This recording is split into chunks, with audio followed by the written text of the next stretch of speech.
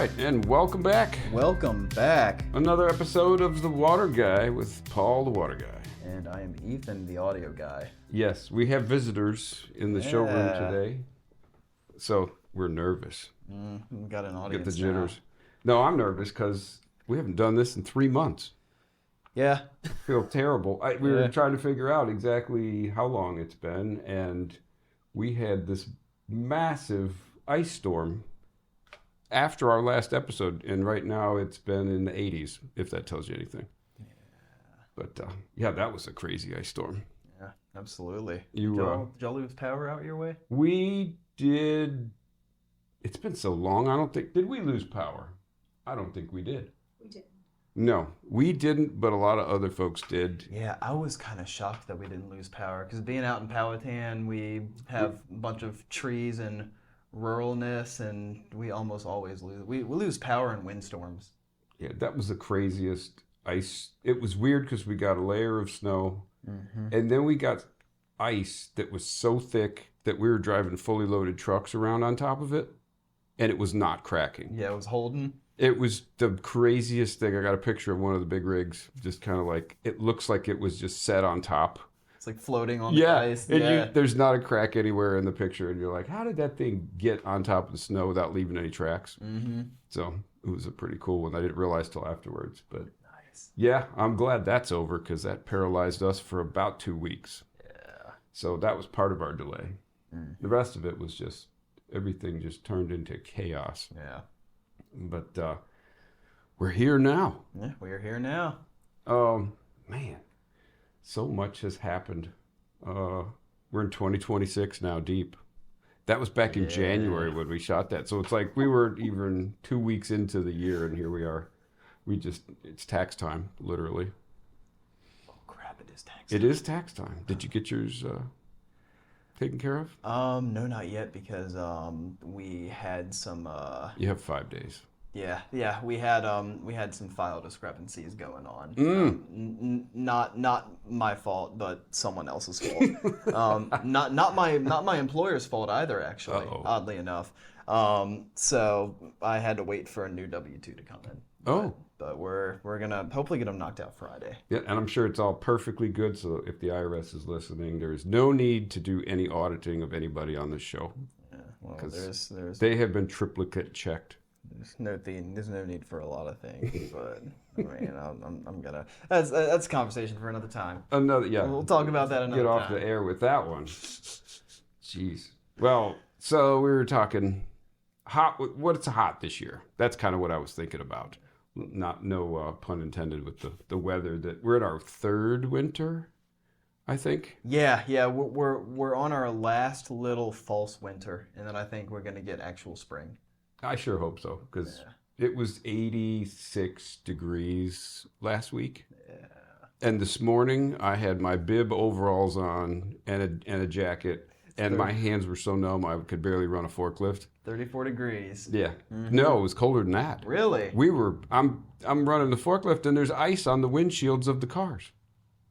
It was crazy. I know. I'm thinking all these beautiful plants that we just put outside, they're all dead. Yeah. But you won't know it for a little while. But yeah, so hopefully we're coming back out of this dip, and that's going to be it. But what's hot and trending in water? Yeah. And that's today. Actually, there's 3 things that I was going to just kind of dive back into. It's nothing new. It's just better awareness than before. Very good. PFAS, nitrates, and lead. Good old PFAS. Good old PFAS. We've talked about that one several times. Yes, we have. So the PFAS, as everybody, well, I say everybody should know what that is by now. We've been beating that to death. But if this is your first time tuning in, PFAS is the forever chemical. You might have heard it by that. And it's one of those things that it is literally everywhere. It's not that the contamination is getting worse. It's that the testing is getting to the point where now they're able to test over 40 different species of this stuff. Whereas before it's like, oh, 1, maybe 2 of them. And now they're like, oh, geez, we could test for this and we could test for this. And it's everywhere. It's in fish. It's in our clothes. It's in fast food wrappers, wax paper, clothes. Can you imagine? Clothes. There are plastic clothes now, like Yeah, well, polyester, nylon.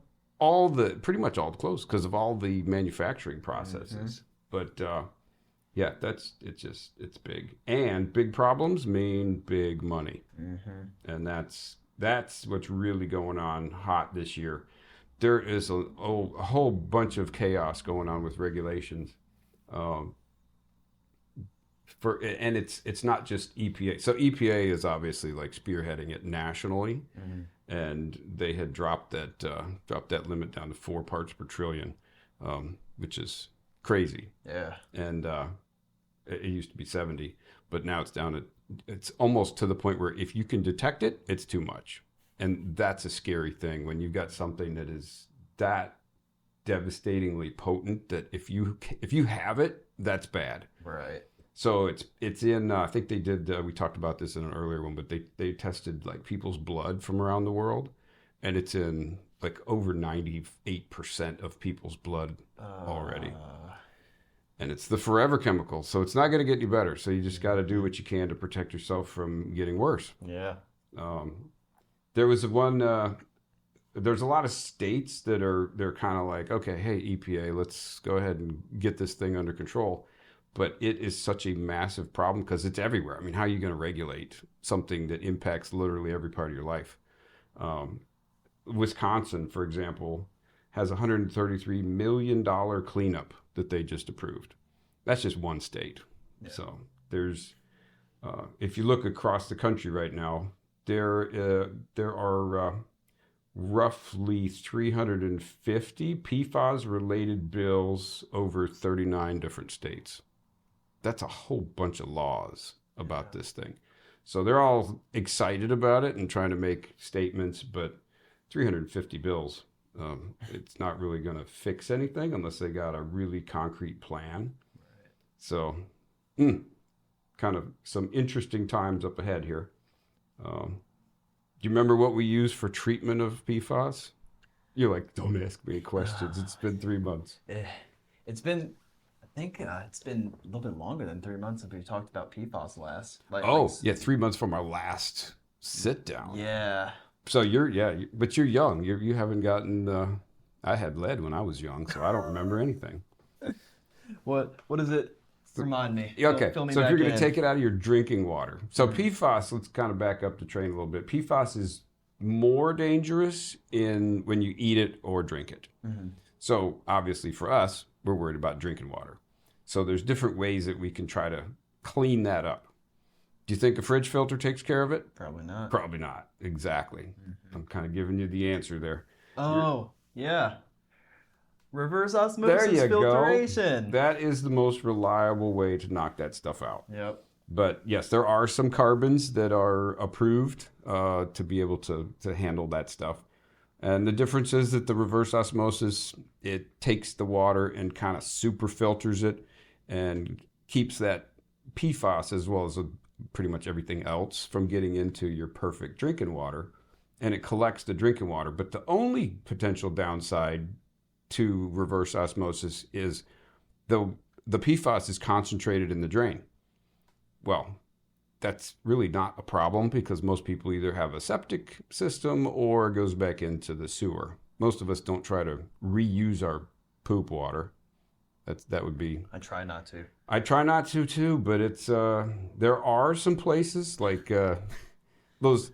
I can't remember, the name escapes me on what they call them, but when they're basically recycling the water, kind of like cabiny, off-grid places. Right. Where you go to the big joke is if you go out to eat, you wait to get home to pee because you need it to be able to make your own liquids. Yeah. So, I know it's kind of gross, but that's how we roll here.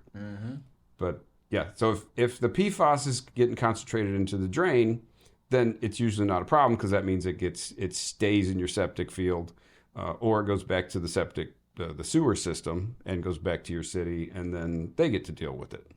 But that's a whole nother episode of The Water Guy because that's water we don't touch here. That's nasty water. But that's the only potential downside is you've basically separated the PFAS, but you could accumulate it over time.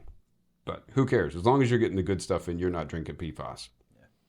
And then the carbon works a little bit different. It instead of running through a reverse osmosis membrane, the carbon actually adsorbs this stuff, kind of grabs a hold of it almost like a magnet. It doesn't like chemically bond to it or anything. It just kind of loosely grabs it. And it's kind of funny because our dealership has multiple offices, and one in particular has had a huge amount of PFAS treatment going on over the years. So we've actually seen, this is such a new contaminant that we have seen treatment methods vary. And they started out with reverse osmosis in like 3 units in every single house that was affected in this certain area. And then it was decided, oh my gosh, we need to really take out the PFAS before it gets into the house, instead of taking it out of the drinking water. So then they switched over to, okay, let's go ahead and not worry about reverse osmosis. Let's just put carbon tanks in the beginning and take it out before it even gets in there. And the problem with that they have found is that not every house is the same.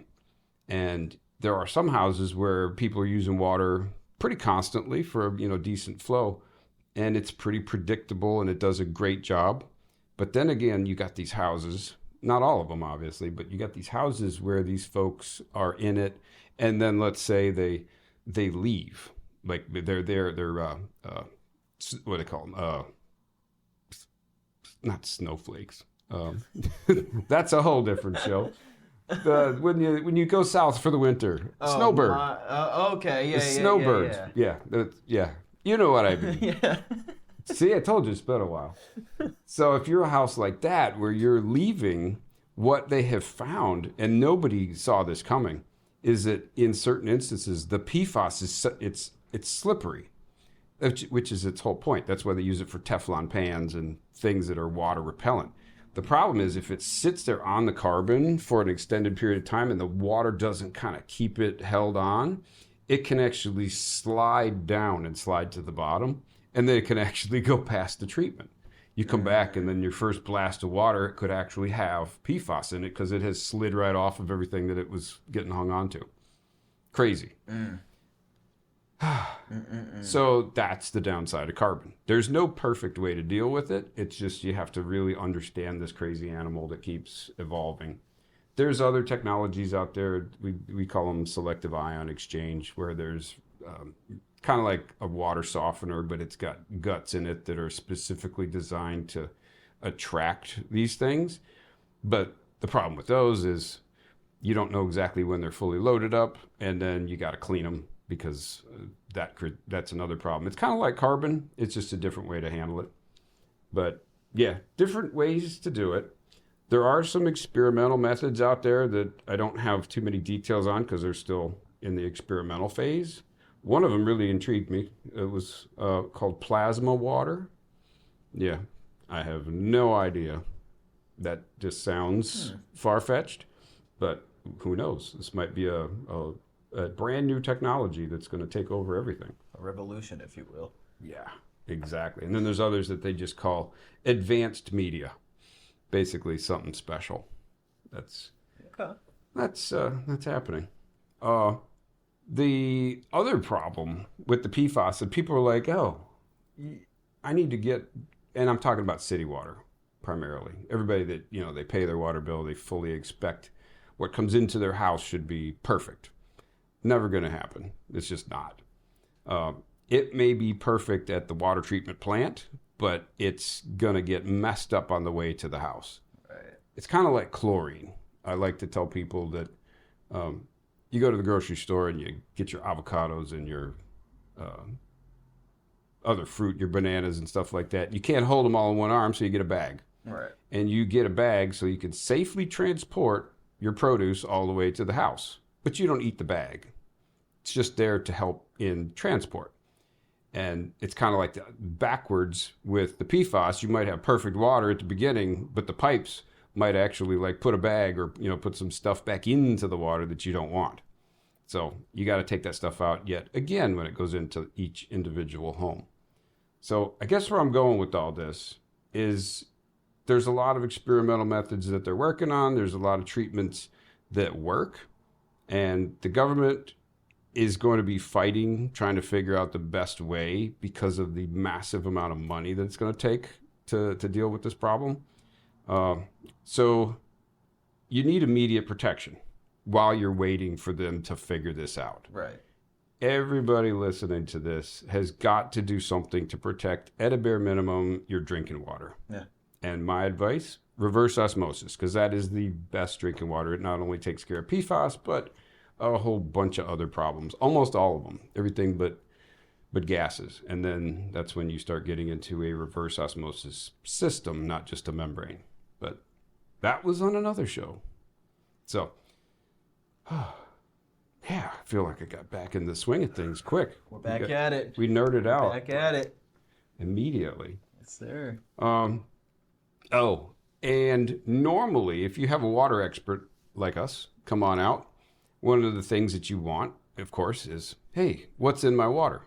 I want you to test my water. The problem with the PFAS is it's so ridiculously expensive to test that it's almost cheaper just to go ahead and implement a solution because you're going to spend a whole bunch of money on a test and then you're still going to have the problem. And that test is a snapshot in time. Mm-hmm. What you see now may be completely different tomorrow. And then you got to test again. And at some point, just stop taking preventative or snapshot measures.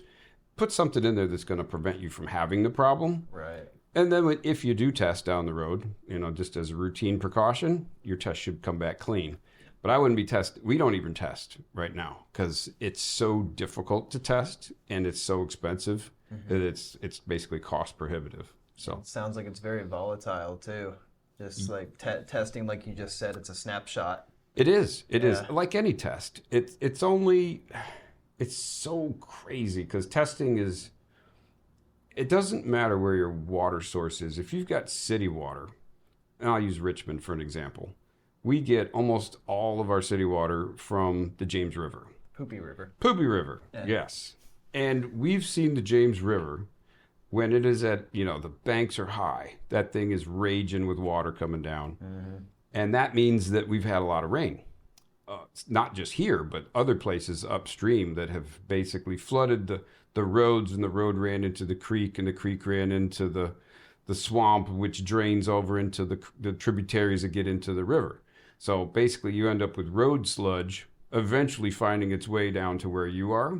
And if you're testing for road sludge now, you might not have it, but after a strong rain, now all of a sudden you've got all sorts of crazy stuff and you're going, that wasn't there 2 weeks ago. Yeah. So, yeah, testing is one of those things. It's literally so dynamic you can't even do it.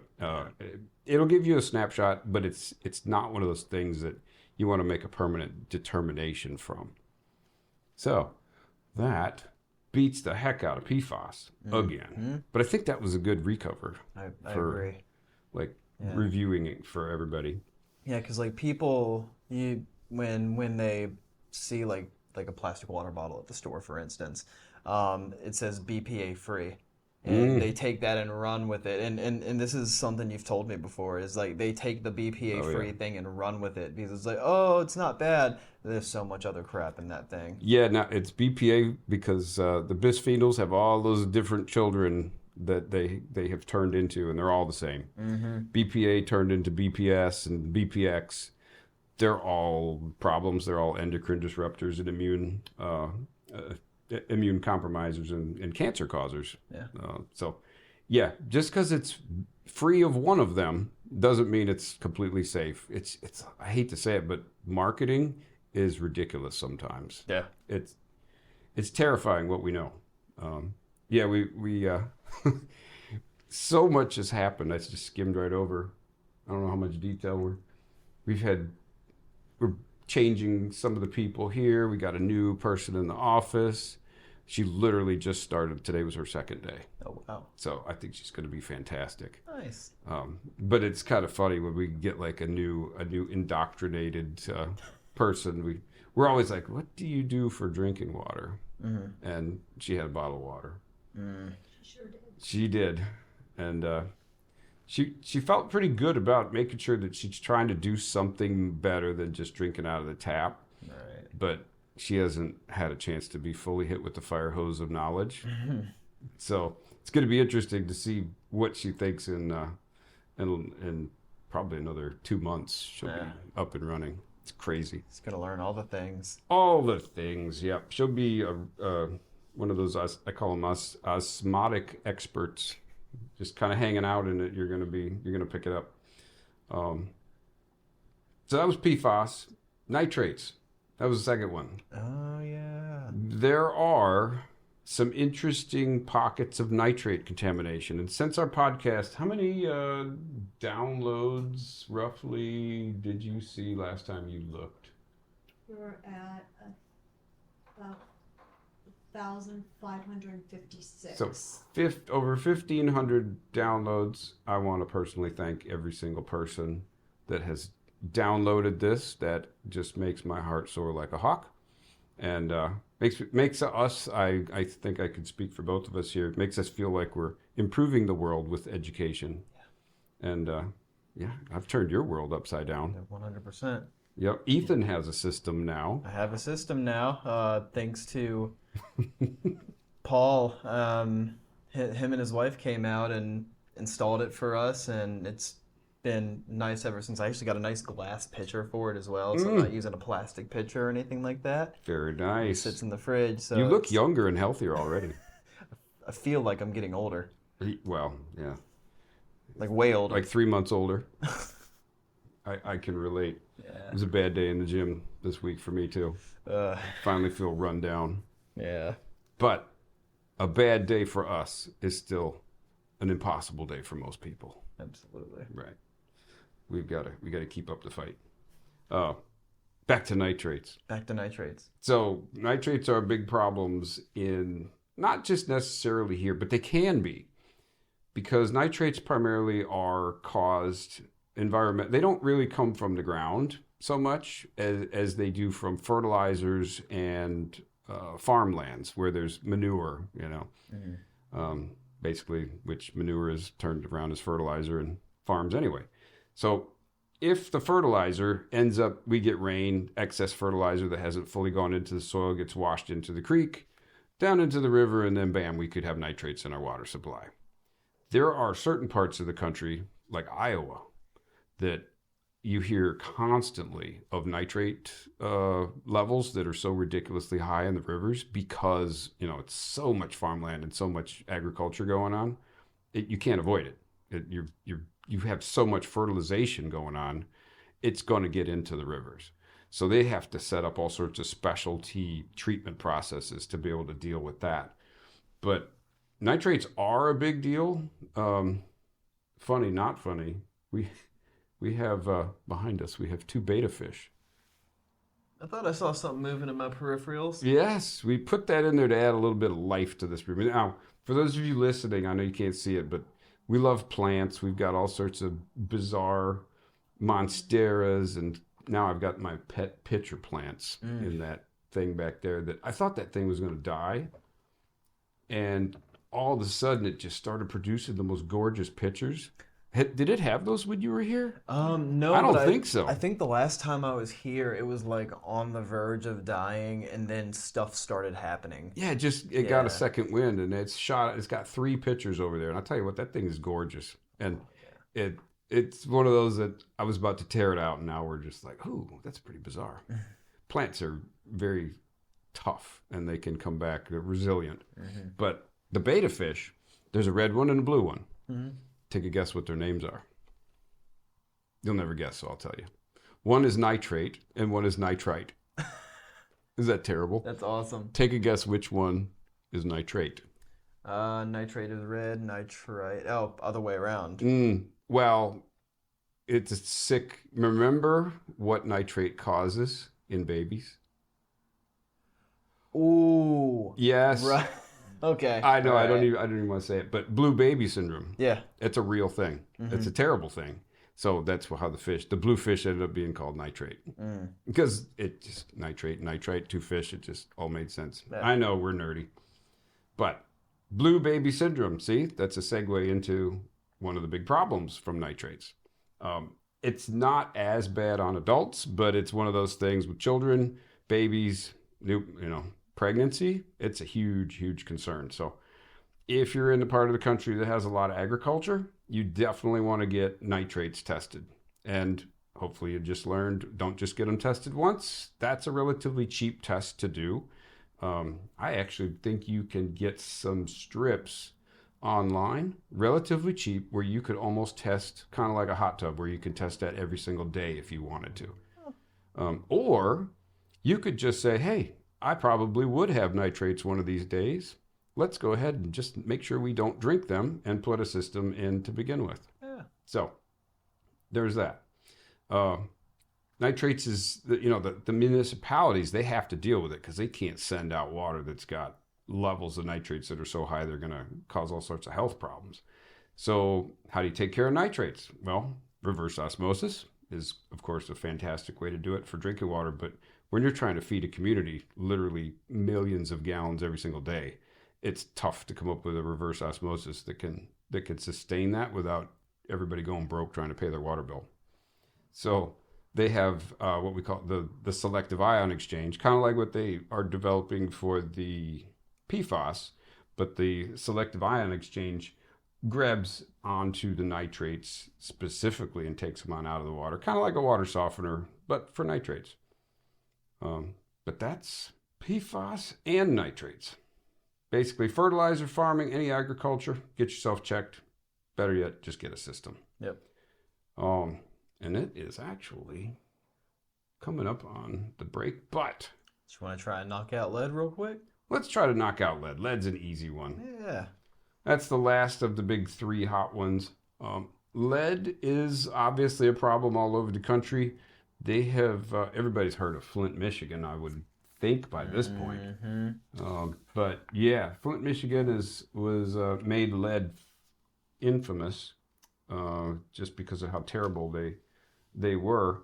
And I know we covered that one on an earlier show about really what happened, but let's not nerd out too much.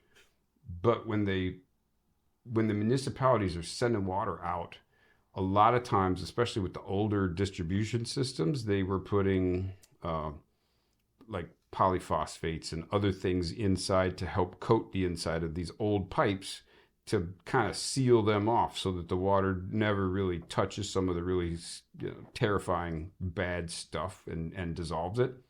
And up in Flint, everything was fine for many, many years. It's not like they had this big problem, but they switched water sources, and that new water source, if I understand the story correctly, had a much lower pH. It was much more acidic water. And what it ended up doing is it kind of peeled that coating off, that it had that skin on the inside of the pipes. And all of a sudden, now all that crap that it had been building up over the years just gets released in there. And that's what made it so famous is, now you're getting dosed with cracks and fractures in the liner that were pulling in some really scary things. But obviously, we don't put lead lines in anymore across the country. And it has been a commitment by the feds to get rid of all of the lead in, I think it was 10 years, which it was 10 years. That's a really, really aggressive goal to try to redo all the plumbing in the United States that has lead in it in a decade. That, like I said, big problems, big money. So PFAS is huge. Nitrates, locally huge. Lead, that's going to be a big one. That's going to just be terrifying. Again, the good thing about lead is it's easy to remove. We can use carbons, or there's special carbons that are really effective at taking reducing the lead. Reverse osmosis, again, is the best way to deal with that. And if you've got acidic water, you definitely want to get tested for lead no matter what. Acidic water, you normally will not see that if you're on city water. So if you're on city, and if you're on city water, you can actually look up, I believe every single part of the country, you'll be able to look up or request a copy of your water report. wherever you're getting your water from, they have to do testing and they have to provide you regular reports. And lead is listed on those reports. So find out what your report says if you're at all curious, but keep in mind that, like the bag, it could change from when they deliver it to you to when it gets to your house. So the lines could definitely impact that. Yeah, that's lead. Carbons, reverse osmosis, and then you're protected. But you don't want lead in your body. I know. How many of us? You might have even carried around like pellets for your pellet gun in your mouth. Or am I really dating myself? How about lead sinkers? Right. So the pellet. Yeah. Our guests are all shaking their heads yes. Like, oh yeah, that was bad. The pellet thing, not in my mouth, but I liked holding them in my hand. You know what I mean? Yeah, then your hand would be gray by the end of the day. Oh yeah, all that lead dust, and then you would like eat potato chips or something, and then you'd eat the lead. Yeah. So that's horrible.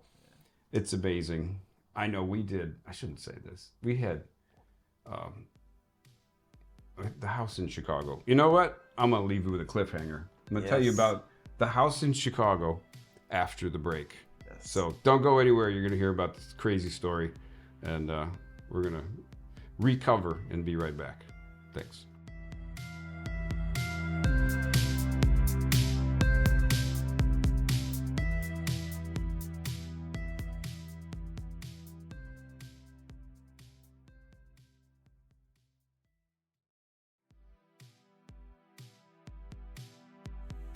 Hi, I'm Paul, host of Water Guy Unfiltered. If you're looking for fun topics like landfill juice and the history of coffee mixed in with things like haloacetic acids and the forever chemical PFAS, you've come to the right place.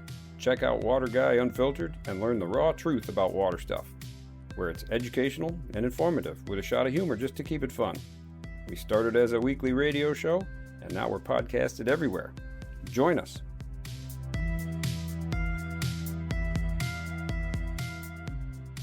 All right, we're back from the break, fully recharged, Yes. and Ethan is evacuated.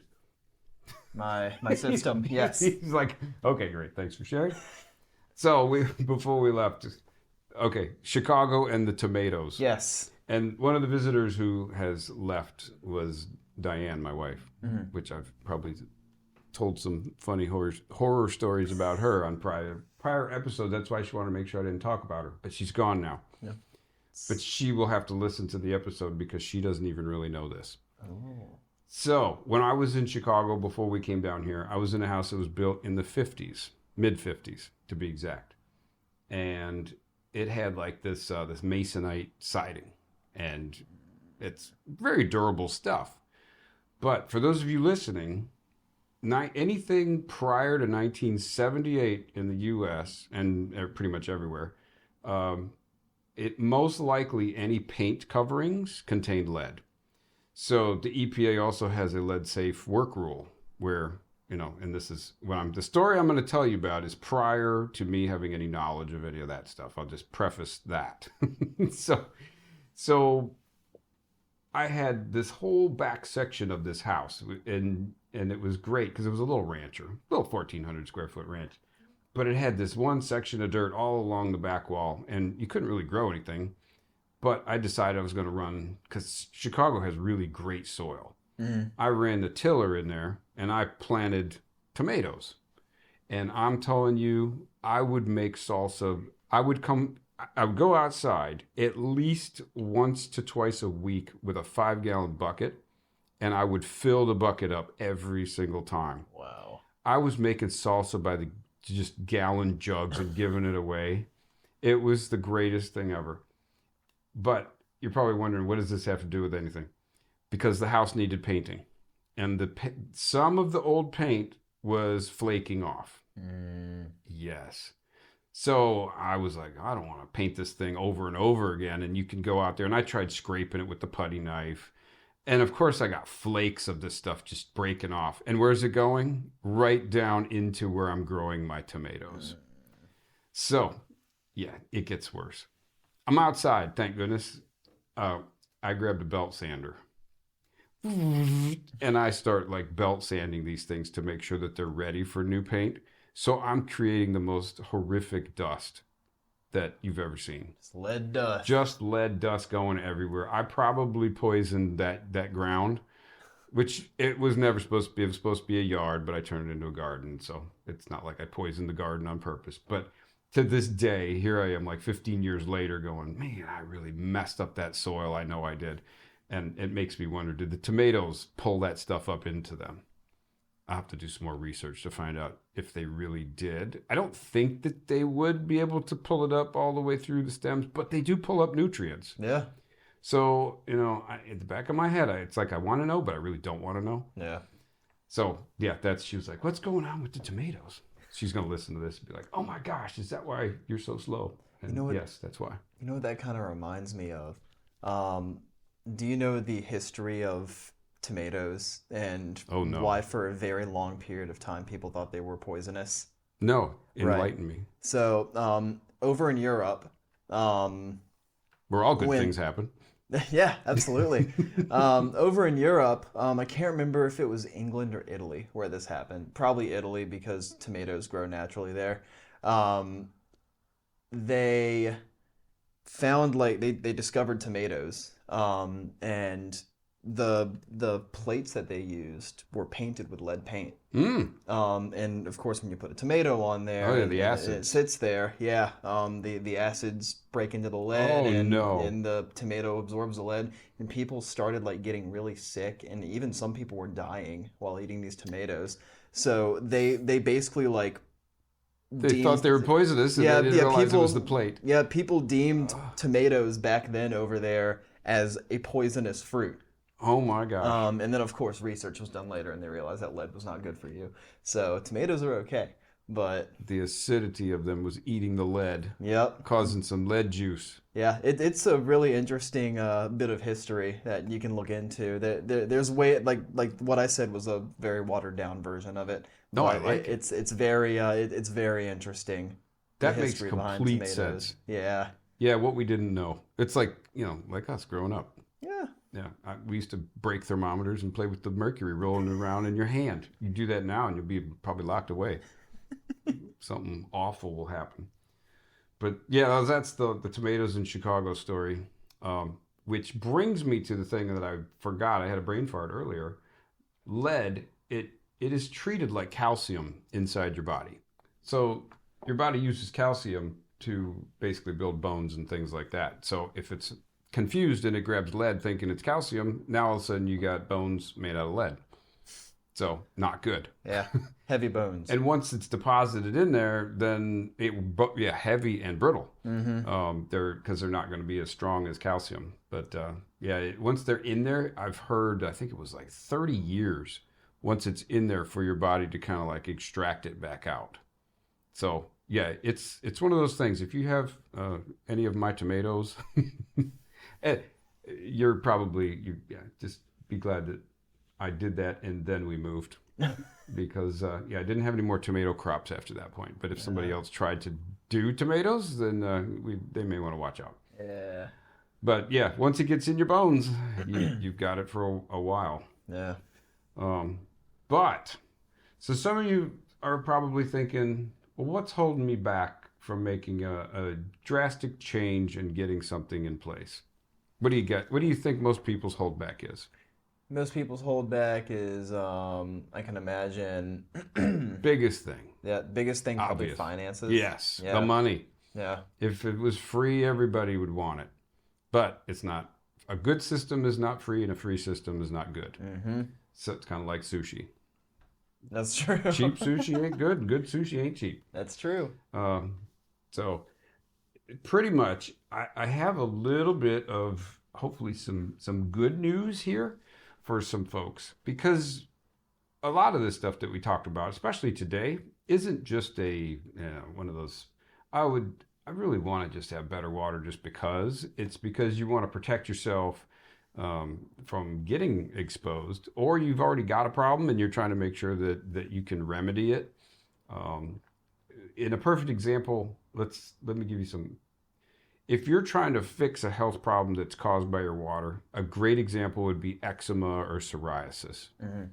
So we see this all the time, and I just do not understand. I really don't. I don't understand why the medical community has not grabbed a hold of a water softener as one of the easiest ways to try to make eczema better, because I don't have it. I've got great water. But for folks that do have eczema, it's one of those horrific. Do you have eczema? A little bit. Where are you at? I'm going to go ahead and reel in Christian, our sit-in guest here today. Absolutely. I'm in Stanton, Virginia. Oh, on a well or city water? City water. Oh, Stanton, Virginia, out there by past Waynesboro. Yes, about 10-ish minutes away. Oh, yeah. You've probably got hard water. Do you have a water softener? We do not. See? I didn't even plan this, but he's perfect. He knows exactly what I'm talking about. Yeah. I've got somebody, I can't say her name, but whenever she visits a place that has soft water, her dry skin and other breakouts and things like that seem to get a lot better. And then she goes back home to the city water, and everything seems to go right back the way that it was. And the dermatologists, you know what they do? Medications. Yep. Creams and pills and all sorts of crazy stuff. And it's like the basics. If you're treating your body with soft water, it's going to help keep your oil glands flowing the way they're supposed to. And I talked about this on another episode where your skin is it's the largest organ of the human body, and it's like a big sheet of leather. And if it doesn't condition itself properly, it dries and cracks. Yep. It's just that simple. This is something I've chatted with Emma multiple times about, because she has her her skincare routine and everything like that, and I was like, if we had a full house system and we were showering in purified water, Yes. you would have a significantly smaller problem with this. I can guarantee that. Yeah, that might be a hard sell. I kind of told her, hey, when we buy a house, we're getting. Oh a full yeah, you system. definitely. And, I'm gonna make sure. I'll make yeah. sure you're part of the team. You're part of the family here. But yeah, excellent. I just brought that up as some examples, but it's amazing how many people, especially like city water, because city water has hard water in it, and it also has chlorine. Both of those go to dry your skin out. So yeah. So that's one of the things that you can instantly make better, and that's one of the most common skin conditions. So if you, and there's a reason why I'm bringing this up now. If you are able to, well, I'm going to go ahead and read, where the heck did I put it? There it is. This isn't my quote. This is a great quote though. Something that a lot of people don't realize. If there is something in your water that's tied to a health concern, some clients are actually able to use HSA or FSA funds for part of or all of the system. Oh. Yes, that I couldn't have rewritten that thing better. So I figured and it doesn't say who wrote it, but it's one of those that it's so doggone powerful. So an HSA or an FSA, a lot of people have one of these. Yeah. And as far as I know, okay, I have to throw my own disclaimer here because I don't want anybody. I am not a CPA, an attorney, a financial advisor, or anything else certified in medical or financial advice. This is strictly just conversation. This is conversation. You need to do your own research. So, disclaimer is over. All right, an HSA, FSA, it's not new. They've always had these things out there for, not always, but for a very long time. And it's just new in how it's being used to improve problems, medical conditions. So the IRS, the quote out of some of the code for the IRS says, for diagnosis, cure, mitigation, treatment, or prevention of disease. That's what you're supposed to be able to use your HSA, FSA for. Interesting. So HSA, I didn't even say what it stands for. For those of you that don't know what that is, it's a savings account, a health savings account, and the F is, what does F stand for? I got this. Yeah, you look that one up. Let me pull out the Google real It's quick. probably something dumb like financial savings account or some dumb thing. But HSA is Flexible spending account. flexible spending account. Okay, so health savings account or flexible spending account. Basically, this is money that in either case you're able to legally put money aside to help with medical expenses, like the ones that I just kind of like gave you the definition of. That's a great thing because if you have to pay for something, and it could be something as simple as Band-Aids, Right. Band-Aids, or an over-the-counter flu medicine, or pretty much anything. I think even toothbrushes and toothpaste might even be covered. Anything for like just general health care? General health care, yeah. If it says FSA, HSA eligible, which if you go into like any Walgreens or pharmacy store, you'll see those little tags all over the place. Basically, they're saying, hey, use your cards on this. And that's super important because the money that you're putting in this little savings account, some of it is a savings account, and some of it you have to spend it by the end of the year. That's the FSA portion of it. I've had both, so I'm just speaking on personal experience. Again, I'm not an advisor, but the FSA, you've got to spend it by the end. And the HSA, it's a health savings account. So it keeps rolling over year after year. So if you've got an HSA, you're more likely to probably have more money saved up because you're not trying to wipe this thing out and buy, $500 worth of Band-Aids on December 31st. Which most people end up doing that. They're like, oh, I need a pair of glasses or something. Like doomsday prep. Yes. Yeah. You're restocking the first aid kits and everything in the house. We have enough aspirin. Yes, we do for the next 25 years. But if your HSA has built up, you can, if you meet certain criteria, have a portion or all of some of these things covered.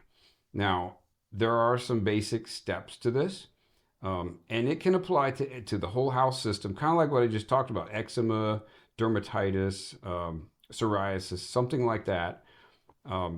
That would qualify for something that takes care of like dechlorinating and softening. It wouldn't take care of one of these scammy online systems that, the Magic Wire. Remember me talking about that one? Yep. Yeah. If it's BS, it's not covered. And that is part of the requirement, is to be able to document that what you're putting in place actually works, which they can't do because those things don't work. But anyway, so you could do a whole house option or drinking water, because both of those affect your health in different ways. Obviously, your skin gets impacted by the whole house, but drinking water, you've got PFAS like we talked about. We got lead, we got nitrates, we got other contaminants like arsenic. I'm not saying to get overly creative, but think about all of the possibilities, the places that this might be applicable.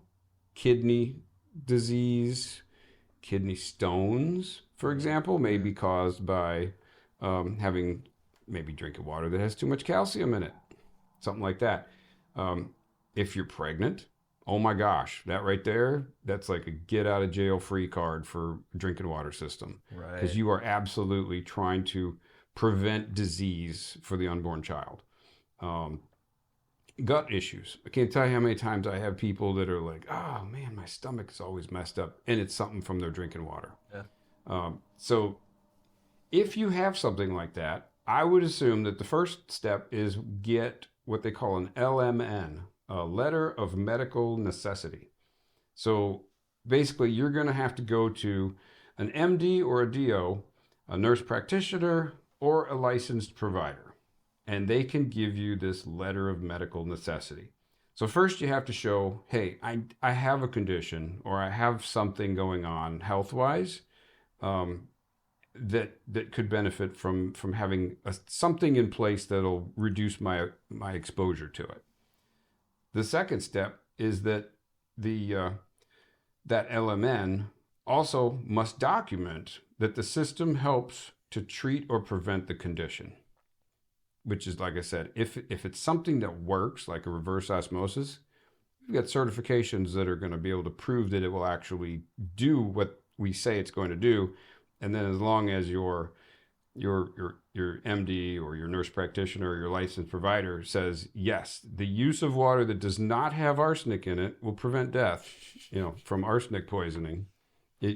Catch my drift there? Mm-hmm. Now you've linked the two together, and it is much more likely that you're going to get approved to be able to use these funds towards all or part of the system. So I don't want this to be come across as all, skeezy, because that's how a lot of people are actually trying to use this as a selling tool. Mm-hmm. So all or part. And it's kind of like, if anybody has, I'm sure by this point, I'm sure everybody's heard that, if you operate, especially after COVID, if you have an office, like a home office that you work out of, you can take a deduction on your taxes. But you don't get to deduct the entire square footage of your house. You only get to deduct the portion that's used for work. The workspace of it. So it's kind of like that with this. Like, they may give a little pushback if you have a family of 4 and you're the only one with eczema. They may say, well, we're going to give you 25% of the value of the softener because there's only 1 out of 4 of you is going to get the benefit. So that there's kind of just things, and that's why I say all or part of. Now, if everybody in the house may have dry skin and gets their LMN, then you're probably looking at 100%, because then 100% of people are going to get the benefit, if you catch my drift. Yep. So the third thing that's going to make this thing kind of like a nail in the coffin in terms of being kosher, no problems if you're going to try to submit this, is documentation. Test results, obviously showing that you had a problem and that you no longer have a problem with the new device. An invoice, that's some basic documentation showing, yeah, I actually paid for it. You didn't just give Chuck in a truck $200 cash and he put the magic wire in and went on his merry way. Product certifications. Always be looking at things that actually have certifications on them, because you got to be able to back this up. Right. Otherwise, especially now, did you hear how many new anti-fraud government agents are now being tasked? I just heard this last night, and it's related, but it's unrelated. And it's all from, in the last 10 years, the government has really taken their foot off of being able to crack down on fraud, and everything that's going on, Minnesota, California, all the places where just corruption and fraud and greed has taken over. That has caused a whole rethink on how things are, there's a whole team. You think the IRS auditors are bad? This is like the varsity team of it's white collar crime investigators. It's tax auditors. It's literally like the best of the best, and they're just tasking these guys up, and they're sending them out to find our money, darn it, and take people to jail.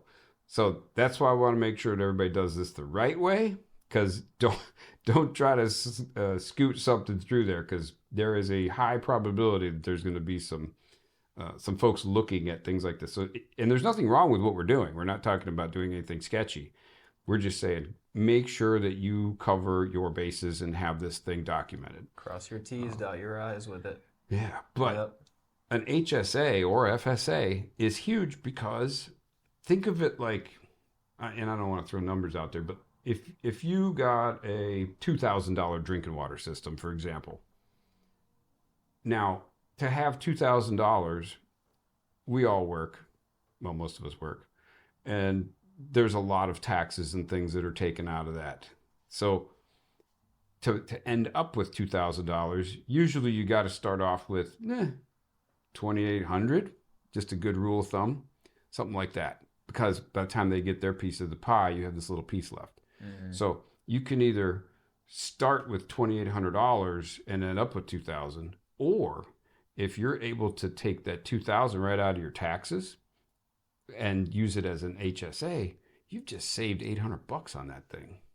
So instead of paying $2,000, it's kind of like you would have ended up with $1,600, something like that, out of that. Mm-hmm. So it's like you got almost $500 off.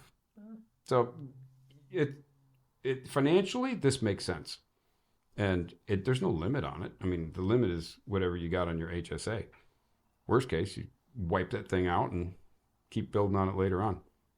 But using pre-tax money is a very, very smart way to go ahead and help do something that's actually going to benefit you health-wise. And at the end of the day, you need one anyway. Everybody does. It's a lot cheaper to go into the doctor. And we don't want to go to the doctor and get bad news. We want to go to the doctor and get that boring, oh, you're perfect, see you next year. That's my kind of doctor visit. Mm-hmm. It's no fun when you go in there and they're like, okay, we need to send you back for more testing. And you're like, oh, geez. So anyway, that was my my spiel. What did I have? Oh, funny stories, because I like funny stories. Yeah. Stories are good. So one of my guys came up to me today, and he was talking about he was at a consult with a guy, and he was proud to tell him that he was an Army guy, and he drank, from whatever out in Afghanistan. He's like, I can drink anything. I don't really need anything. And I told my water specialist, I said, if I'd have been there, I would have, number one, realized that, he's an Army guy. He's very team oriented. He doesn't like, usually Army guys don't like the Marine Corps guys and vice versa. Like my dad was Army and I almost went in the Marine Corps and he was so mad. He just did not like that idea. And there's a lot of reasons why I didn't end up going in, but yeah. So I would have respected the Army guy because I was like my dad, but I would have said, yeah, well, just because you did it doesn't mean that it's going to be good for you. For example, it's a horrible example, but the Marines down at Camp Lejeune, they weren't there for decades after decades. They had, in some cases, limited exposure to that stuff. And I'm sure all of us have heard those, if you were down in Camp Lejeune, call here for a settlement.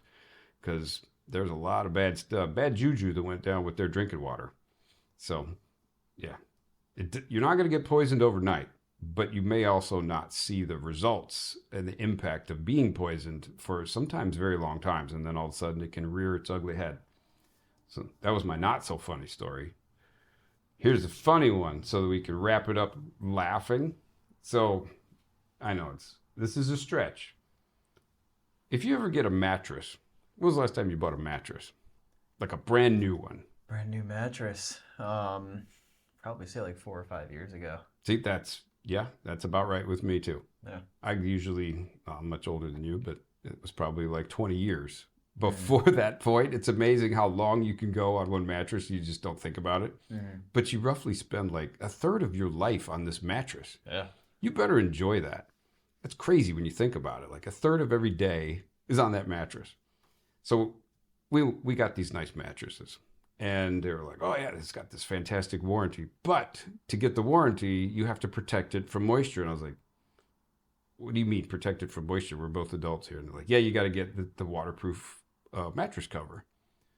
And I was always thinking, that's kind of nasty, but whatever. I got to do it.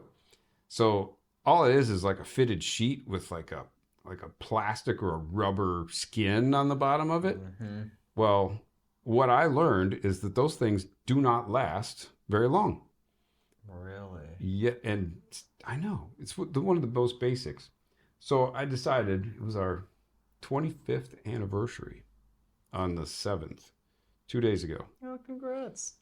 Me, being the sensitive romantic guy, I decided to get a set of sheets. New sheets. 680 thread count. I was like, oh. Because if I'm going to lay in this thing a third of my life, I want to feel good. Some nice sheets. So I went to change the sheets that's how this whole thing started. I went to change the sheets. So we pulled back, and of course the light was on. I'm looking, and the mattress is like this black and white print. And I can see the print, but I can't see it everywhere. It was like irregularly showing. And I'm like, what the heck is going on here? That's what made me realize. So I peel back this mattress cover, and it looked like you've been sunburned.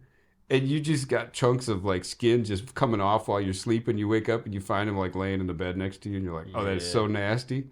Yeah, that's what was underneath this. I peeled it up and it was just rubber skin. I had to get the vacuum cleaner and literally like I was vacuuming carpet. Ew. So, yes, that was my kind of funny story. Waterproof, so it goes in with the water guy. Mm-hmm. They don't last forever, so you may want to check yours because glad she's gone because I told her, I said, if you're going to pee in the bed, now is not the time to do it because we don't have protection. So she agreed. She did not pee in the bed. And life is good. I got to get new mattress covers because I want to keep my warranty. Absolutely. That's it. I know. Just completely, you're like, God, you're a train wreck tonight. But No. not at all. Nuh-uh. You got to have fun, right? Absolutely. So, whew. That was a good kickoff for the spring. Absolutely. It's our spring special. Feels good to be back too. Yeah, and your wristband thing is off. Yes, yeah. I think Feel better? I found the problem. See that right there? What is that? I don't know, but it's not on my other wrist. You hit it on something? Probably. Oh, I told you about my cramp, didn't I? No. Yeah. You did not. So, for anybody listening, and I'm going to tell you this as a PSA because 55 years old and nobody ever friggin' told me this. If you have a cramp, so all the muscle fibers at once are just basically like firing and trying to make everything contract, right? Yeah. It's just basically a cramp. Everything just goes, and then you can't do anything about it. Mm-hmm.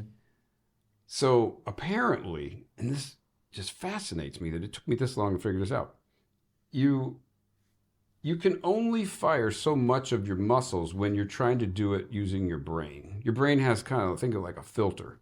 And it's like, oh no, we're not going to fire everything because we're going to start tearing things because you're not made to fire every single little tissue, every cell. But when you cramp, you're bypassing your brain. It's more like a reflexive thing. So my whole forearm after pull day just decided that it was just going to go, and my wrist goes up to my shoulder, and because I was trying to eat like a tortilla chip or something. And my reaction, and this is why I'm telling everybody this, do not straighten your arm. If that happens, you have to let it do its thing, because I straightened my arm, and that was 5 months ago. And no, maybe not, maybe 4.5 months ago. And I am still paying the price. I tore something, not from the cramp, but trying to straighten it out. And of course, my trainer, he's like, dude, don't you ever straighten a cramp. I'm like, what, are you supposed to just be in agony? He's like, yes, absolutely. You're going to be in agony, and you just don't ever straighten it, whatever you do. And so I'm like, how come nobody told me this? This is like not looking at the sun when you're a kid. You know, somebody should have told me, don't straighten the cramp. But I've never had that problem. But so there you go. Don't straighten your cramps, or you could end up with a torn muscle fiber. Crazy. But yeah, and now I get regular forearm cramps like that after back day. Dang. So it's one of those, I'm like, oh my gosh, I just got to deal with it. I got to deal with it because I know that the alternative is going to be far worse. Yeah.